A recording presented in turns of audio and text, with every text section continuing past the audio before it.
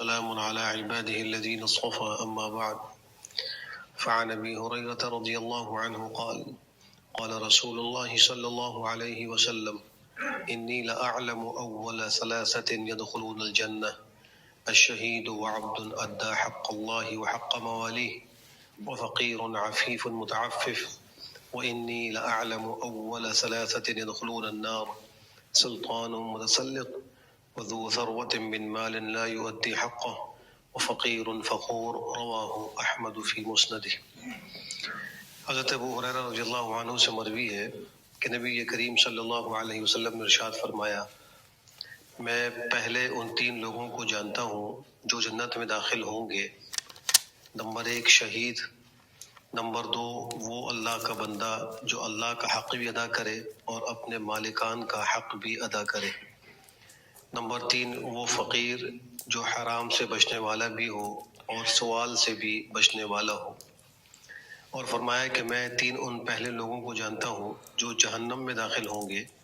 Number 1 ظالم و جابر بادشاہ، نمبر 2 وہ مالدار جو اپنے مال کا حق ادا نہ کرتا ہو، نمبر 3 وہ فقیر جو فخر کرنے والا ہو یعنی اترانے والا ہو۔ اس حدیث میں 3 ان لوگوں کا ذکر ہے جو جنت میں پہلے داخل ہوں گے۔ ہم میں سے ہر شخص اپنا محاسبہ کرے کہ ہم ان تینوں میں سے کسی ایک میں شامل ہیں یا نہیں۔ پہلا تو شہید ہے جو اللہ کے راستے میں دشمن سے لڑتا ہوا اپنی جان کو قربان کر دے، جان کا نذرانہ پیش کر دے۔ دوسرا وہ غلام جو اللہ کے حق کو بھی ادا کرے اور اپنے مالکان کے حق کو بھی ادا کرے۔ اب آج کل تو غلام بانجیوں کا سلسلہ نہیں، تو شراح حدیث فرماتے ہیں کہ اگر کوئی آدمی کسی کے ہاں ملازمت کرتا ہے تو اس کو چاہیے کہ اپنے مالکان کا جو حق ہے وہ بھی ادا کرنے کا اہتمام کرے، یعنی اپنی ملازمت میں ڈنڈی نہ مارے، ڈیوٹی پوری کرے اور خیرخواہی کے ساتھ کرے اور اللہ کا حق بھی ادا کرے۔ یہ نہ ہو کہ ملازمت کے چکر میں جماعتیں چھوٹ رہی ہیں، نماز چھوٹ رہی ہے اور دیگر اللہ کے احکام کو پس پش ڈال رہا ہے۔ تو اگر کوئی شخص اللہ کے حق کو بھی ادا کر رہا ہے اور اپنے مالکان کے حق کو بھی ادا کر رہا ہے تو وہ بھی ان لوگوں میں ہے جو جنت میں پہلے داخل ہوں گے۔ اور تیسرا فرمایا وہ فقیر جو نمبر 1 حرام سے بچتا ہو، مال تو اس کے پاس نہیں لیکن پھر بھی حرام کا ارتکاب نہ کرتا ہو، مال حرام حاصل نہ کرتا ہو۔ آج بہت سے لوگ غریب و فقیر ہوتے ہوئے چوریاں کرتے ہیں، دوسروں کا مال اٹھا لیتے ہیں، یا جو ہے وہ ڈکیتیاں کرتے ہیں، یا جو ہے وہ دھوکہ دے کر گھروں سے کچھ مال نکال کے لے جاتے ہیں۔ یہ سب طریقے وہ اختیار کر رہے ہیں، یہ سب عفت کے خلاف ہے۔